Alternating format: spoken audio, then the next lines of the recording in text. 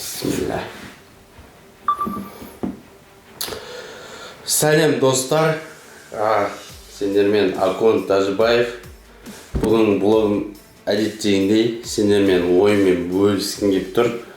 Тыңдайтын адам тыңдайды, тыңдамайтын адам өзі біледі, как всегда ол. Так, неден бастасам? Бүгін менің туған күнім 2 сентябрь 2022 жыл. Вот, тағы да бір жасқа мен уже айтсам болады, бір жасқа үлкейіп жатырмын. Получается, енді менде больше тағы да жауапкершілік көбейе түседі, істейтін ісімнің барлығы көбейе түседі. Сендерге айтайын деген достар, міне бүгінгі планым жазып шыққан, мынада бүкіл план тұр. Мен сол алдыңғы планыма, алдыңғы жасым, то есть 1 жыл бұрынғы план жазыппын. Соның ішіне мен 25 план жазғанмын. 25-тің 4 минусы тұр, 4 план орындалмай қалған. Хотя, знаете, үлкен пландардың барлығы орындалған, тек 4 план орындалмай қалған. Жарайды, сол 4 планды бүгін тағы жазып қойдым. Келесі жылда тағы да 25 план, үлкен пландар қойдым. Получается, барлығын жасау керек. Дәл қазіргі моменттен, ертеңнен бастап, даже уақытты босқа құртпау керек. Бүгін өзіме читмил жаралап жатырмын, бүкіл бәрін жасап, ішіп жатырмын. Понедельниктен бастап негізінде қайтып бастаймын, то есть. Вот. Так, бүгінгі тақырып уақыт жайлы айтқым келіп тұр. Банальная тема, конечно, я білем. Бірақ та, достар, бауырларым, уақыт. Білейін, уақыт деген шынымды айтсам, сымырлап өтіп жатыр қазір, тездетіп.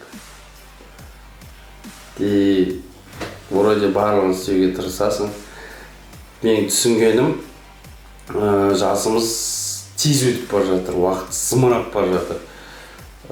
Наоборот, сондықтан ойлаймын мен деген әрбір сәттен просто кайф алу керек. Это мен как всегда айтатыным, ол первый очередь, екінші очередь өзіңнің ойлаған нәрсеңді обязательно бастап істеп кету керек. Хоч ол болсын, удачно болсын, болмасын, бастап істеп кете салу керек. Бәрібір ше кәдімгідей. Прямо бармеш па. Вот, уақытты босқа құртпаңыздар, достар, реально. Бұрында мен ағылшынша оқып жүрген кезімде бір фраза болған. Это ол фраза, орысша айта берейін. Цель без плана – это просто желание деген.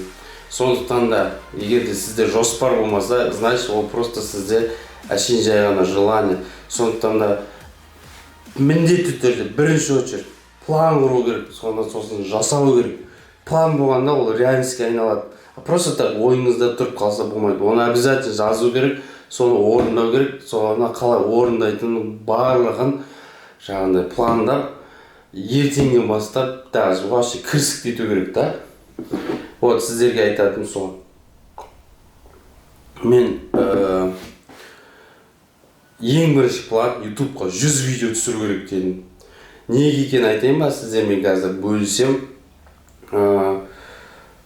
Осы қазір көбісі, мысалы, Игорь Войтенко, орыстарда, Артем Морис, Дикий Лось, тағы кім бар жаңағы, Игорь Ковтун, американский ютуберлерді тыңдайтын шығар тағы да.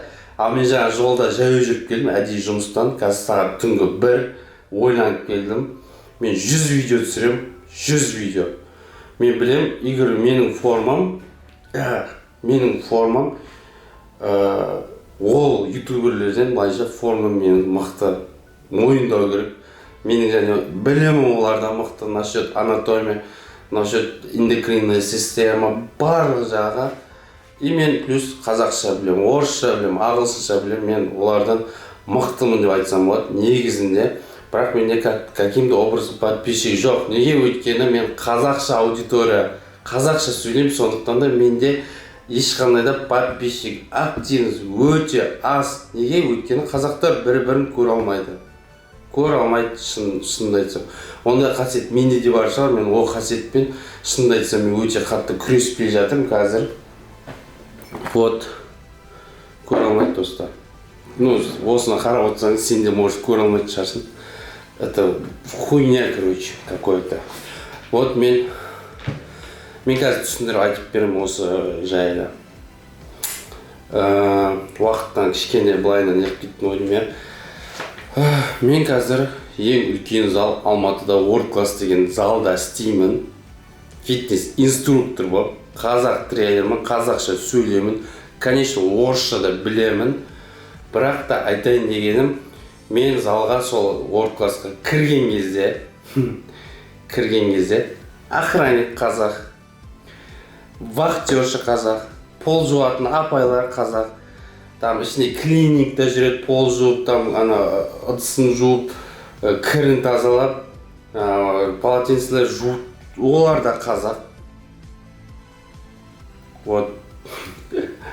Ал тренерлер там, бастықтар, орыс. Мен нацист емеспін, сіздер дұрыс ойлап қалмаңыздар, мен барлық ұлтты мен қадірлеймін, уважать етемін, бірақ та олар өздерінше сөздің шыны мойындау керек.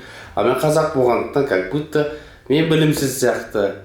Неге солай шеттете береді түсінбеймін, неге солай шеттете береді? Мен қазақпын, қазақпын, мен қазақша сөйлеймін. Менің білімім олардан мықтырақ былайша келгенде. Бірақ менде қолдау жоқ. Өзіміздің Қазақстанда тұрып шынымды айтсам. Ладно. В общем, айтайын дегенім, 100 видео түсіремін ютубқа. Қазақ тіліне, әрине бүкіл шындықты сіздермен бөлісемін. Не только фитнес жағы, өмір жайлы, бүкіл жағы. Государство болсын, барлығын айтамын. Полезді болады деген үміттемін. Егер де осыны видеоны көріп жатсаң, міндетті түрде қазақ бауырларға жібер, өзің достарыңа жібер. Бүкіліне тарат.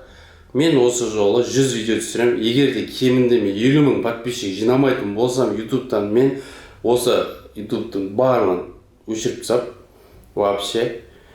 И осы ютуб жалғастырамын, бірақ орыс тілінде. Мен білемін, өйткені орысша мен қазір аудитория жинайтын болсам, мені СНГ-ның адамдары барлығы көріп кетеді. И мен жақсы подписчик жинай аламын. Егер де орысша аудитория жинайтын болса, өйткені неге орысша аудитория тез разгон алады. Сондықтан да мен неге олай істеп жатырмын, өйткені мен қазақ деп кішкене жаным ашиды. Кішкене емес енді.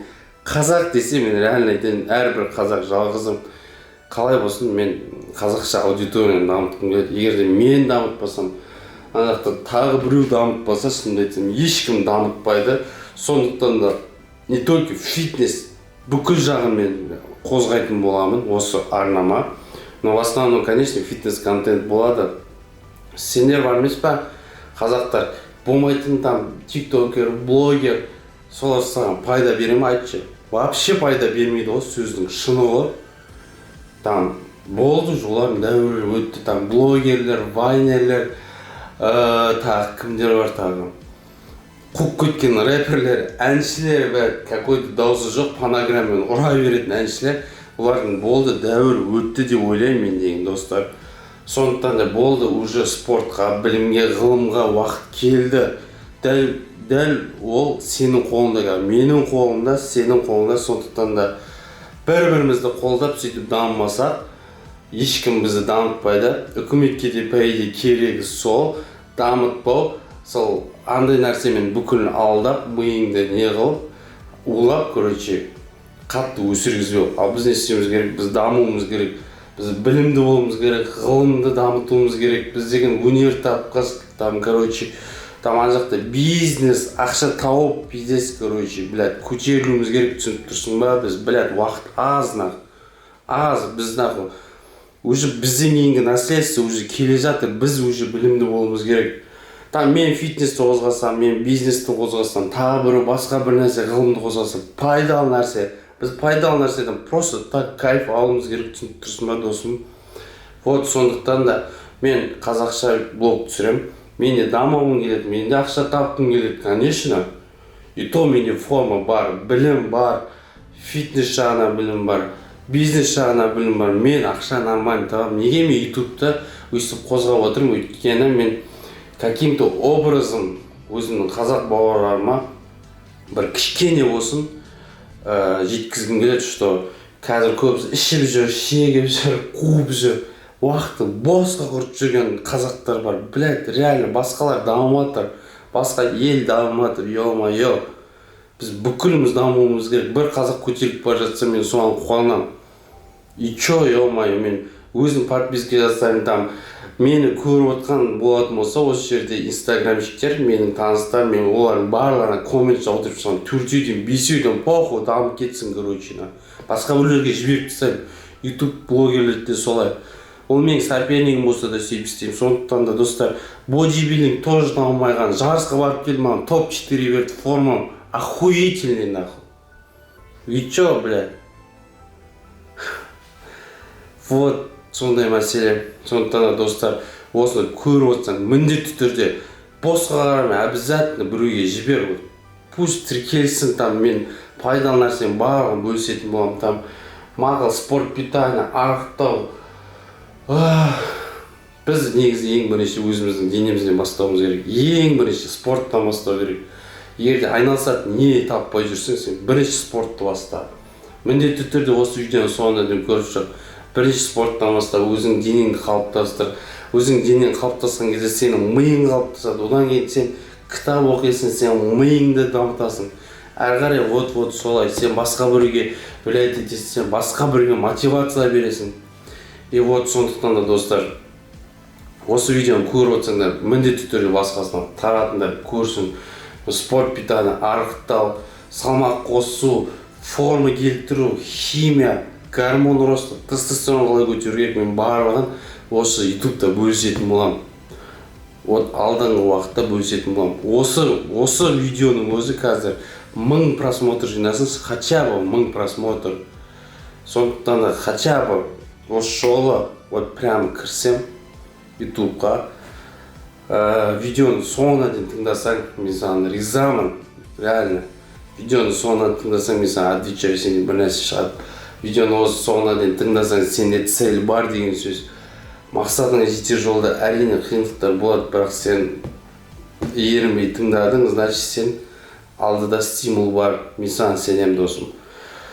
Әрине орыстар мені железный көрмей, сондықтан да қазақ бауырларым, қазақ тілді бауырларым, давайте, мен білем, қолдау бар, конечно, ютубта мен қолдайтын адамдар комментте жазады, бірақ та өте аз. Сондықтан да дамытайық.